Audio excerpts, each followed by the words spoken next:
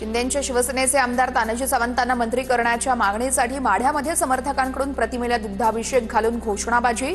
पंचायत समिती सदस्य मुन्ना साठे यांच्याकडून जेसीबीद्वारे प्रतिमेला दुग्धाभिषेक।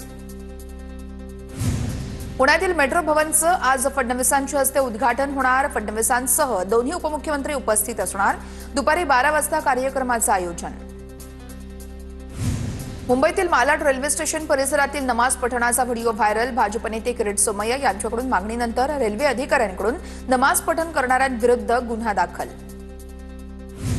कल्याण डोंबिवलीमध्ये रस्त्यावरती कचरा टाकणाऱ्यांवरती कारवाई। केडीएमसीकडून सार्वजनिक ठिकाणी कचरा टाकणाऱ्यांवरती मुंबई पोलीस अधिनियम अंतर्गत कारवाई सुरू करण्यात आली आहे। आतापर्यंत 60 जणांवर कारवाई तर 25 जणांकडून जागेवरच दंड वसूल। महाराष्ट्र साहित्य परिषदेचा निकाल आज जाहीर होणार। सकाळी मतमोजणीला सुरुवात होते आहे। उशिरापर्यंत मतमोजणी चालण्याची शक्यता आहे। परिवर्तन उत्कर्ष आघाडी आणि साहित्य संवर्धन आघाडी या दोन पॅनलमध्ये थेट लढत आहे। नाशिक रोड परिसरातील सद्गुरुनगर या ठिकाणी बंद घरामध्ये चोरी करण्यात आली आहे। चोरांचा उच्छाद घरातील सीसीटीव्ही कॅमेऱ्यात कैद झालाय। घरातून सोनं चांदीसह काही वस्तू चोरीला गेल्याची प्राथमिक माहिती आहे। परिसरातील नागरिकांकडून पोलिसांची गस्त वाढवण्याची मागणी केली जाते। सप्तशृंगी देवी ट्रस्ट विश्वस्त निवडीला स्थगिती देण्यात आली आहे। उच्च न्यायालयाच्या ईमेल नंतर जिल्हा न्यायालयाचा आदेश आहे। अपात्र उमेदवारांनी केलेल्या तक्रारींची दखल घेत उच्च न्यायालयाकडून स्थगितीचे आदेश आहेत। पुण्यात आरटीओकडून 146 रिक्षा चालकांवर कारवाई। स्वारगेट चौकामध्ये आरटीओ आणि परिवहन विभागाची कारवाई। नियमित कारवाई सुरू राहणार असल्याची प्रशासनाची माहिती।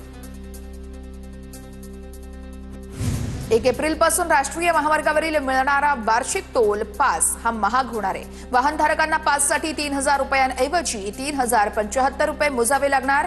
नॅशनल हायवे अथॉरिटी ऑफ इंडियाकडून वार्षिक टोल पासच्या किमतीमध्ये वाढ करण्यात आली आहे। नायगाव बीडीडी चाळीतील रहिवाशांना उद्या चाव्यांचं वाटप। प्रकल्पाच्या पहिल्या टप्प्यातील 864 रहिवाशांना नव्या घराच्या चाव्या दिल्या जाणार। मुख्यमंत्री देवेंद्र फडणवीस यांच्या हस्ते नरिमन पॉइंट येथील यशवंतराव चव्हाण सेंटरमध्ये चाव्यांचं वितरण केलं जाणार।